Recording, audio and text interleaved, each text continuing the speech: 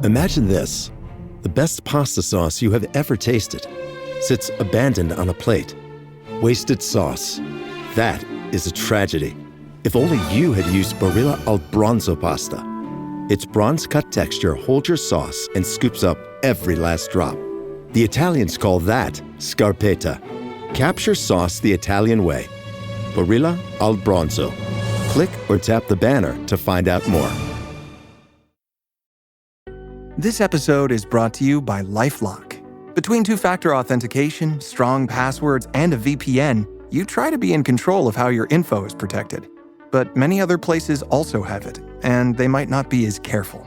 That's why LifeLock monitors hundreds of millions of data points a second for threats. If your identity is stolen, they'll fix it, guaranteed, or your money back. Save up to 40% your first year. Visit lifelock.com/podcast for 40% off. Terms apply.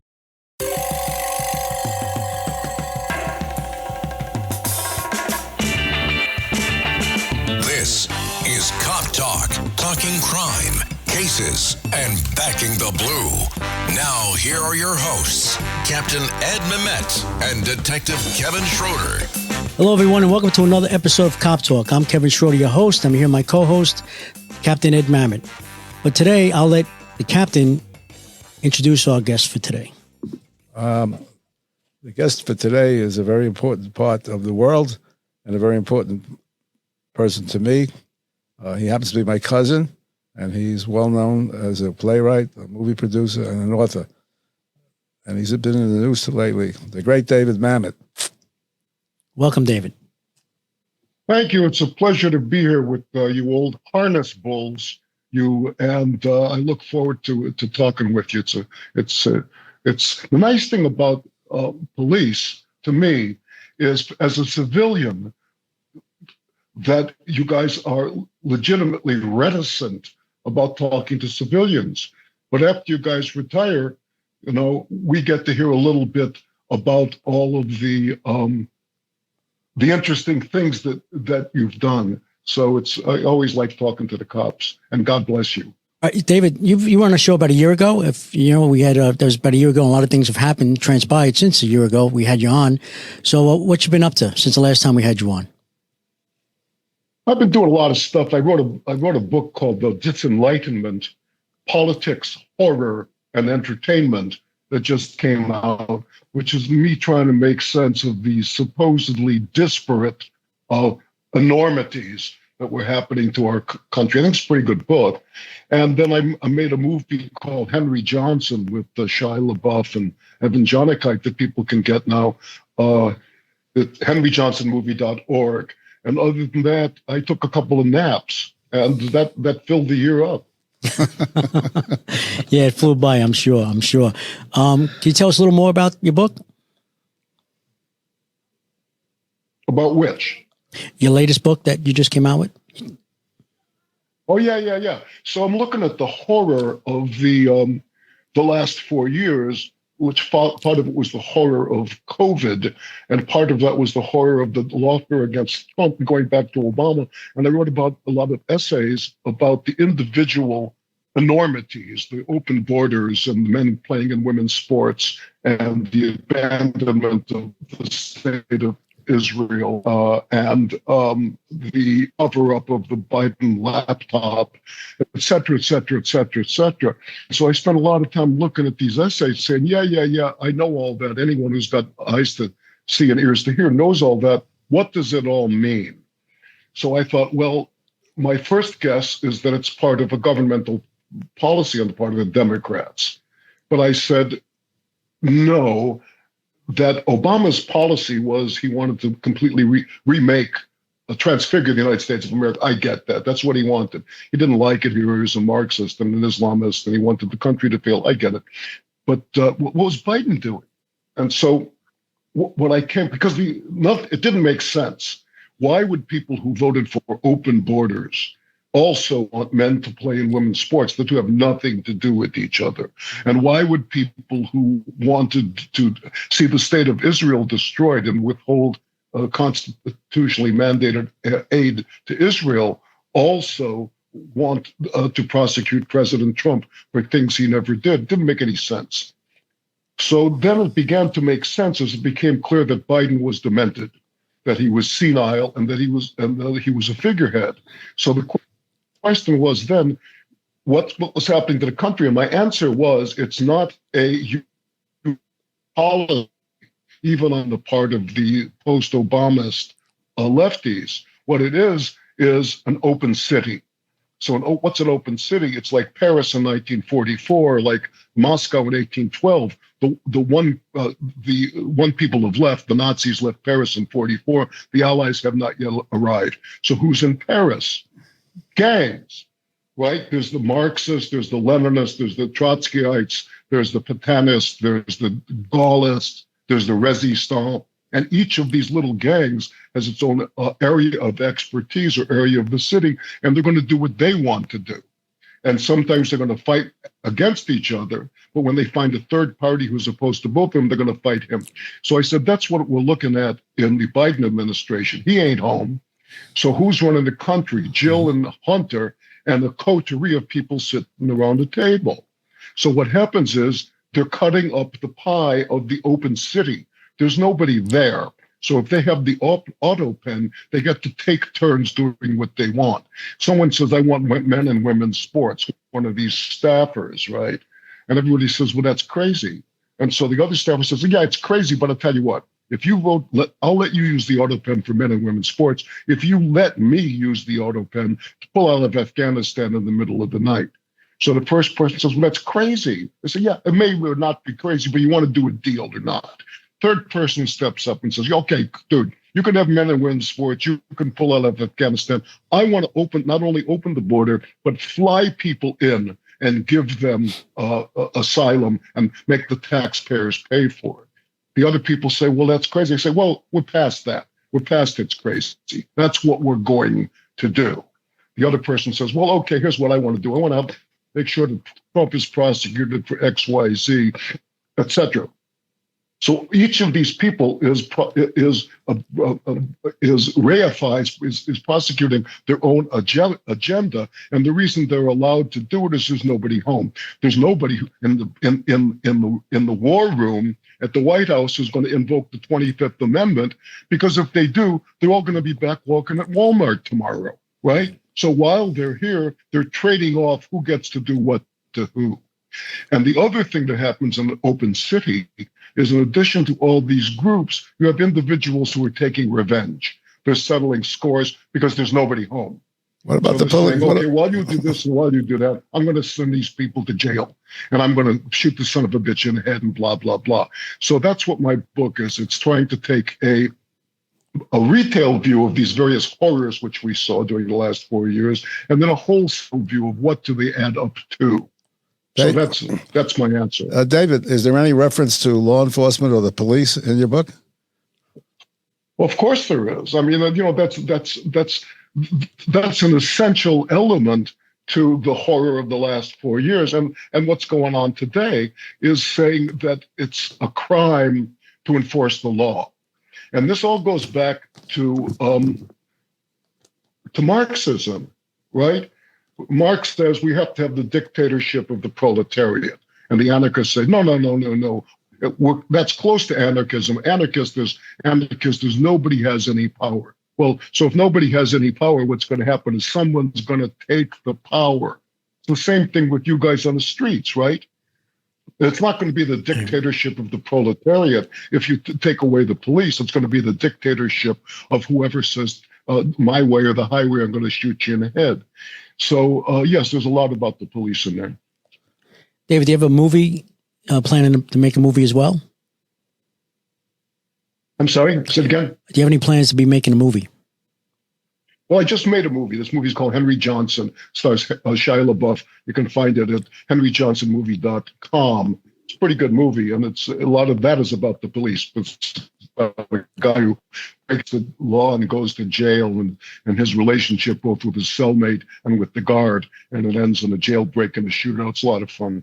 Americans love using their credit cards, the most secure and hassle-free way to pay. But D.C. politicians want to change that with the Durbin-Marshall credit card bill. This bill lets corporate megastores pick how your credit card is processed, allowing them to use untested payment networks that jeopardize your data security and rewards. Corporate megastores will make more money, and you pay the price. Tell Congress to guard your card, because Americans lose when politicians choose. Learn more at guardyourcard.com. Sounds good. How the LA riots that are going on right now, how are they affecting you? Are they affecting you at all? Well, they're affecting me on various. Well, they're on the other side of the city. I was talking to my great aunt who lives in Chicago, and I said, "How can you vote for the Democrats? Kids on the South Side are shooting each other all day long." And she said, "It's contained." And I thought, wow, that's really leftist liberal thinking. As long as it's not in my neighborhood, that's okay. So a lot of people in the liberals around where I live, which is in California, which is USA adjacent, are saying it's contained, right? It's not in my neighborhood. Let them riot. The other thing that's affecting me quite a bit lately is comments by people I see saying who have no idea what's going on because they spend all the day watching CNN, and they say it's a peaceful protest. So I say, what? I was just talking to a friend of mine, a college buddy back east. I've known him for 60 years. He says, it's terrible what's happening out there. The cops are taking little brown children and kidnapping them off the street. So this is apparently the kind of filth that the liberals hear. So it's affecting me that way. So the question is, and I'm asking for you guys, how does it all play out? What do you think? Well, I mean, I'll throw it right back at you. What's your thoughts on the National Guard being on post here in LA? Well, the National Guard is apparently around the federal buildings, which are being targeted by agitators. The big question is who's paying for the flags, right? Who's tracking these people in? And who are the people? Don't they work for a living? Who's supporting these riots? So what Trump does, look, anybody plays poker knows you can't win by calling, right? The only way you can win poker is by raising. You don't have to raise all the time, but the other guy's got to know that you might raise at any time, and he's got to act accordingly. He's going to have to respond to your raise and determine whether you're bluffing or not. So what Trump does, he understands that. So he says, okay, National Guard, very good. Guess what else? I'm going to bring in the Marines from 29 Palms and put them at Seal Beach, and tell me. So all of a sudden it starts to get a little bit more peaceful. But this is the phrase that you cops write that I learned when I was a kid, right? You want to do it the easy way, you want to do it the hard way, right. Okay? So it doesn't work unless whomever you're speaking to knows if they make the choice the hard way, that's what it's going to be. So that's what we're looking at in the riots now. Crazy. Cap? Well, I spent 40 years at the department, and I participated in many of the riots. And during my 40 years, the National Guard was never called in. The only time the National Guard was called in, to my memory, was at 9/11, but it wasn't for an uprising or a riot. And as far as I know, the National Guard, probably the last time that they were called in was maybe during the Civil War riots. But even then, I don't even know if the National Guard was in place. The military was called in. So it's a big deal when you call the National Guard in. And whether Trump is correct or not, that's to be debated. The sheriff said, not the sheriff, the chief of police said it was getting out of control and he couldn't handle it. And that was the basis for the National Guard to come in. Let's hope they don't shoot anybody, and then they'll have another Kent State situation where those students were killed years ago when they were rioting. Yeah. So, and the National Guard was called in too. Right, and the National Guard, they're not really trained for riot control. The police are, the National Guard are not. So they have to be very careful as what they're doing. Well, the manpower for LAPD is about 8,000, I think, and NYPD has over 30,000. So Well, look, I was talking to my cousin Eddie, the other day, and I was saying, what about all these Columbia riots in New York? And you said something I hadn't even thought of, which is where's the mounted? Because that's what the mounted is for, right? It's crowd control. Yes. But Yes. the people in New York, they didn't want to control the crowds. No. Well, Good. do they have mounted LAPD? You know? They wanted to have the mounted, but some lefties said it was cruel to the horses. So what they did is they still have the mounted, but what they're doing is the Los Angeles way. They get 4 big beefy cops and they pick up the frickin' horse and they carry it, right? So as not to impose an undue burden. Unbelievable. Unbelievable. But, the National Guard, of course, they're there to assist the police department. And again, as I mentioned, they have a big department, 8,000. But in New York City, if that starts to happen here, and it probably is going to happen here over the summertime because the weather's warmer now, it's summertime, and I'm sure the NYPD is giving up for 12-hour tours, preparation for the riots that may happen, because they just, as you know, these people be professional rioters, so they're just looking for any excuse to have a riot. But I think that NYPD could hold off on the National Guard due to the fact we have 30,000 officers. Ed? Yes, and it can mobilize them pretty swiftly. Well, you got 30,000. You got 30,000 officers, but the question is, are they going to be deployed or not? Right. So, what are the Democratic hegemony in New York going to do? Well, I think these guys have their. Go ahead. I'm sorry, David. I think right now, from what I understand, NYPD is preparing for maybe 12-hour tours. This way, there's the most manpower that could be available at any given time. I believe that's what they're doing now. They're preparing for possible, from what's going on in LA, coming over here to New York. And the big question is, will the administration take action? They talk that they will, but in the past, between de Blasio and the current mayor, they really haven't done that much. Well, Adams has been listening to, pretty much he's, on the Trump's dumb right now. So I'm sure he's been, giving ICE, like there was a time when NYPD wasn't permitted, I believe, to assist ICE. Correct. And now they are. Yeah. Well, Adams is now saying that they're going to take, he and the police commissioner are saying they're going to take a hard line if there's any disorder, but that remains to be seen. We've had situations where, like a couple of years ago, where things were out of control. We had the manpower. They weren't deployed correctly. The horses weren't used. So if anything happens here, I'm not so sure that the administration will do it the correct way.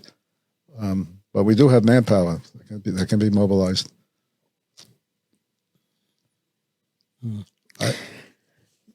I was going to listen. Oh, Kev. Good. I was going to ask you, what's your opinion of the Los Angeles Police Department in terms of the way they're handling things? Of which police department? Los Angeles. I don't know. I got good friends out here on the Santa Monica force, and I'm a big fan of the cops. My neighborhood is a very nice neighborhood in the west side of Los Angeles. We've had like 4 or 5 violent incidents over the last year on my block. We had a shootout right outside my house, woke us in the middle of the night.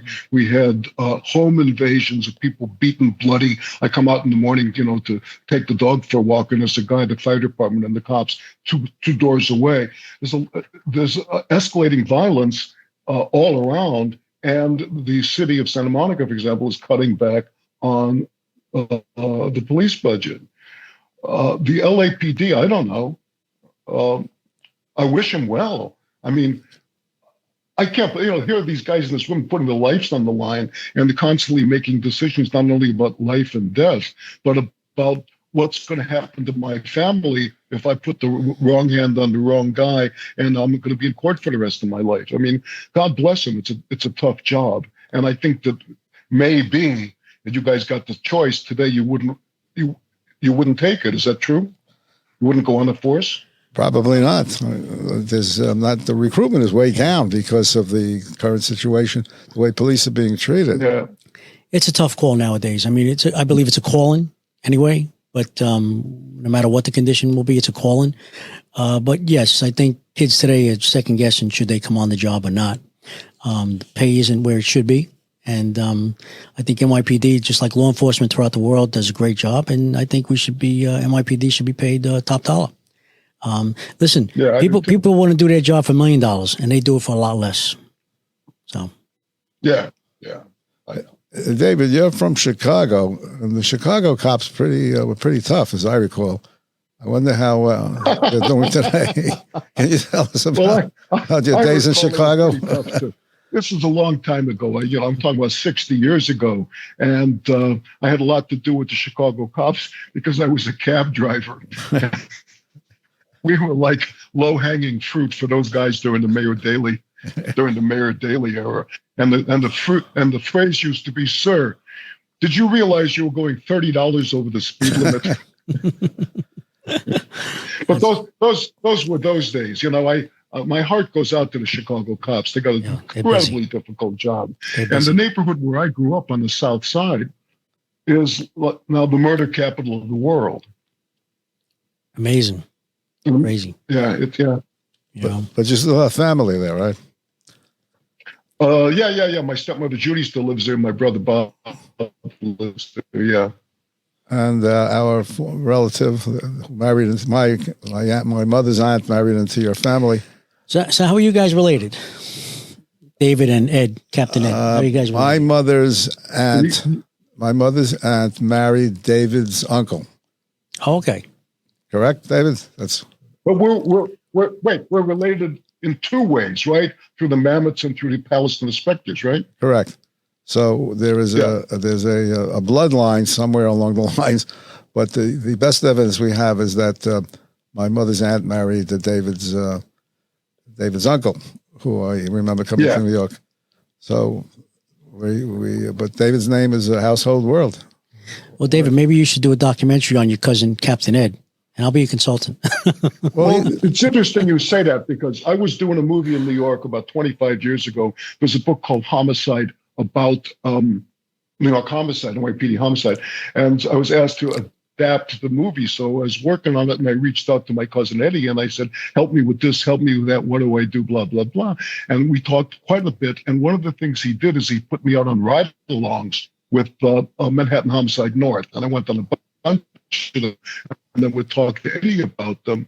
And one of the things he said is, if you're a Jewish cop, you got to be the first one in the door. And we talked a lot about that. And so what I took was a straight up story and turned it into a movie about a Jewish cop called Homicide, played by Joey Montaigne. It's based on Eddie Mamet. Cool. Very cool. Yeah. And he actually would insert me in the film at times when he needed a voice or an extra body. I would be in the film. Oh yeah. You were in one of the precincts in Midtown.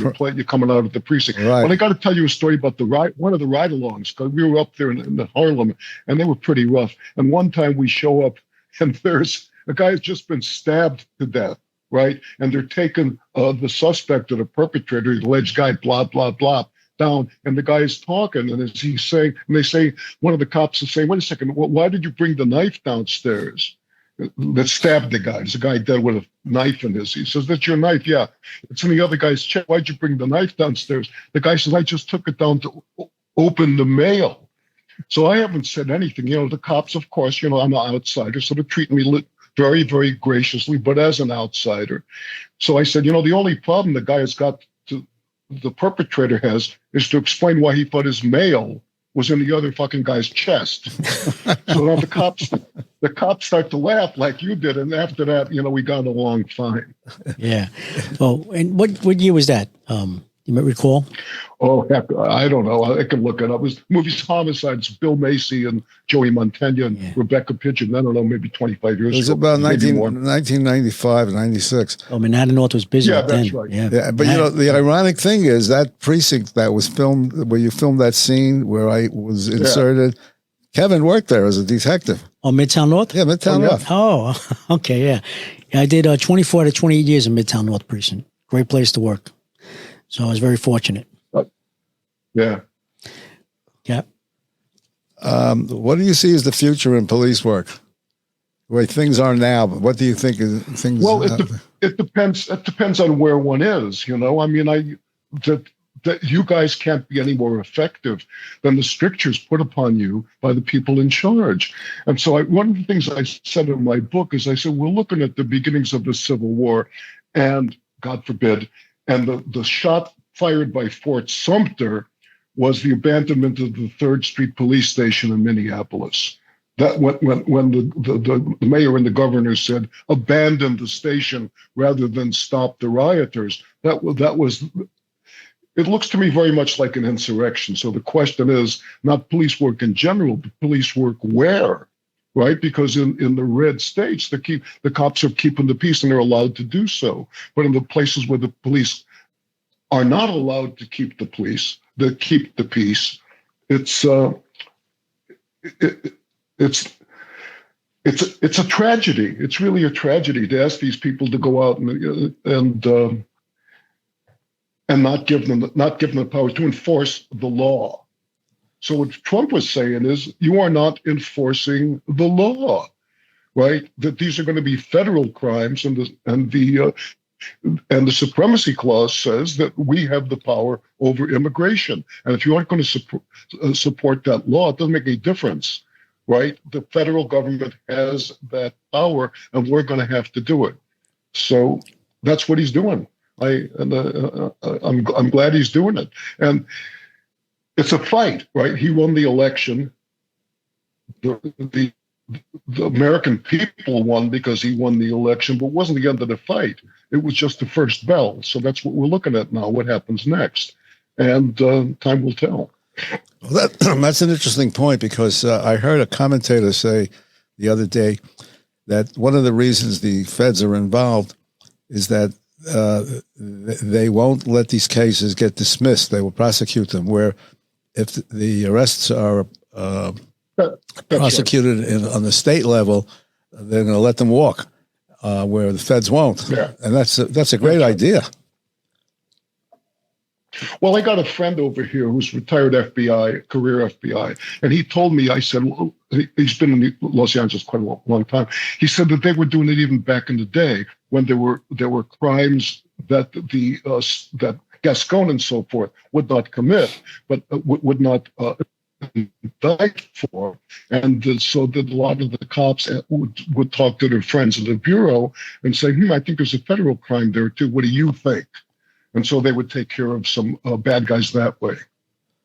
Well, if the feds are going to prosecute them, they better have the room to hold all these prisoners, because a lot of people are going to be prosecuted. Well, that's true. But, yeah, that's true. Okay. I tell you, David, between the riots and... I got a question for you. Well, you just say between the riots and the fires in L.A. Crazy. What's the question, David? Well, look, here's some. I live right around the corner from Brentwood, right? Brentwood, California, which is a sleepy, very upscale community west of Los Angeles. And they were doing a story right after Monica Lewinsky, or after OJ, one of those things. And there was a little kid on the like a 14-year-old kid, and the kid and the commentator doing a stand-up with the kid says, "What do you think about all this happening? Monica Lewinsky and OJ." And the kid says, "It's my fault." Commentator says, "What do you mean it's your fault?" He says, "Well, I said nothing ever happens in Brentwood." So the kid was blaming himself for calling down the fates on Brentwood, California. I think Brentwood became familiar with the OJ case. Wasn't the crime committed in Brentwood? Yes, well, exactly. So yeah, that's right. Brentwood has a place in history.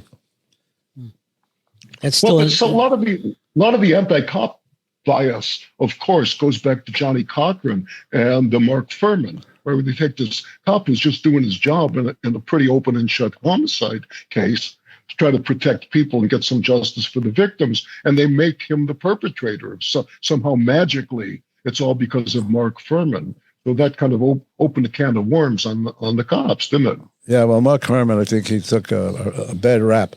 They needed a goat, and he was it. It was exaggerated. Yeah. I mean, whatever he did was common. I think it's something with the evidence he had in his pocket, or was that the other guy? Yeah. Still an open case, right? Open. Oh, that's right. It's an unsolved case. An open case. Because he was found not guilty. That's one we'll never. Well, Exactly. maybe Greta Thunberg. Greta Thunberg started off with global warming. Now she's going up to free Gaza. So Right. they shipped her little tushy home. Maybe she'll find the killer of Ron and Nicole next. The #1 selling product of its kind with over 20 years of research and innovation. Botox Cosmetic, onabotulinum toxin A, is a prescription medicine used to temporarily make moderate to severe frown lines, crow's feet, and forehead lines look better in adults. Effects of Botox Cosmetic may spread hours to weeks after injection, causing serious symptoms. Alert your doctor right away as difficulty swallowing, speaking, breathing, eye problems, or muscle weakness may be a sign of a life-threatening condition. Patients with these conditions before injection are at highest risk. Don't receive Botox Cosmetic if you have a skin infection. Side effects may include allergic reactions, injection site pain, headache, eyebrow and eyelid drooping, and eyelid swelling. Allergic reactions can include rash, welts, asthma symptoms, and dizziness. Tell your doctor about medical history, muscle or nerve conditions including ALS or Lou Gehrig's disease, myasthenia gravis, or Lambert-Eaton syndrome and medications, including botulinum toxins, as these may increase the risk of serious side effects. For full safety information, visit BotoxCosmetic.com or call 877-351-0300. See for yourself at BotoxCosmetic.com. David, I think that you need to make another movie about the cops. I think it's the right time for it. I know years ago we talked about it, and you weren't that interested, but I think you could do it now. Well, you know what? I did a play a little bit ago. First off, the Henry Johnson movie was first a play. We turned it into a movie. But I did another play a couple of years ago about the murder it was 91st Street. You guys remember. It was some guy who lived on 91st between Madison and the park. He was a rich kid, and he took his girlfriend out into the park and killed her. He met her at Dorian's. Right? His name was Michael something or other. What was it? Is that the one he met her at Dorian's and he went over to the park and Central Park and they had sex? I think so. No, I think that she lived in his building or something like that. He strangled her. He said he killed her because she was squeezing his testicles. It was a big, huge case. It's a very rich, a very well-connected family. So I wrote a play about the cops who came upon that scene and what happened to them. And it was called The Christopher Boys Communion. And I hope to turn that into a movie. Well, you can always do it. Well, you definitely have a great consultant here, your cousin Ed. Indeed. Absolutely. So, well, anyway, David, I think this was a great interview. And I hope that your book is read by many people and the movie is viewed. Why don't you tell the audience how to view the movie? It's on it's computerized, right? Yeah, they can go henryjohnsonmovie.com and see the movie. And I think you guys will like it too. I hope your viewers will. And how do they obtain the book? Well, they have to go. I live in the 19th century. As far as I know, you go on your little computer and you go henryjohnsonmovie.com, and it will take you to a site. You can buy it, but I think you have to click your heels 3 times and turn around twice. No, I'm talking about the book, The Enlightenment. Oh, the Enlightenment. It's called The Disenlightenment. The Disenlightenment. And you can get it from Amazon. It's all over. Yeah. now I remember the case I was talking about in Central Park was the Chamberlain case. Chambers case. Chambers, yes. There you go. Chambers. Yeah, that's the one I thought you were referring to. The play starts out with these 2 cops, and what they're doing is they've been on the case all day, and they're talking about one of their number, who's the first guy on the scene, the first responder on the scene, who comes upon this guy killing this girl and the terrible things the guy's done to the girl. And then the guy's just had enough. The guy who came upon the scene, he's just about to get out. He's 2 weeks from retirement. He just can't take it anymore. And he goes off and he eats the gun. And these 2 guys, and it's a lament and a dirge for the cop. And part of the thing was, the first play's called Nightstick. And the theme of that play is these 2 cops are saying, why did they take away the nightstick? Why did they take away the sap? Why did they take away the cubita? Why should I have to think I need to shoot the guy in order to stop him, right? I can stop the guy by rapping him on the shin. The more you take away from the cops the ability to defend themselves and the ability to take the piece, the more violence you create. So that's kind of the theme of that play. I'm sorry I missed it. You never told me about that. Well, we'll make a movie of it. Don't worry. Yeah. Well, David, I'd like to thank you for being our guest today. I know you're very busy, and be safe out there in LA between the fires that you just recently got over, as well as the riots that are going on. So, but we thank you for your support. We thank you for your support. Thank you for supporting. Thanks for your service. Thank you. I'd like to thank everyone for listening to another episode of Cop Talk. You can follow us on X at Cop Talk WABC. That's at X Cop Talk WABC. Until next time, God bless you. God bless America. God bless our U.S. military, and God bless law enforcement throughout the country. Thank you. And don't forget, this session is a Zoom session, so it's on YouTube. So you have to see my cousin David on YouTube with his white beard. Thank you again. Bye-bye. Thanks, David.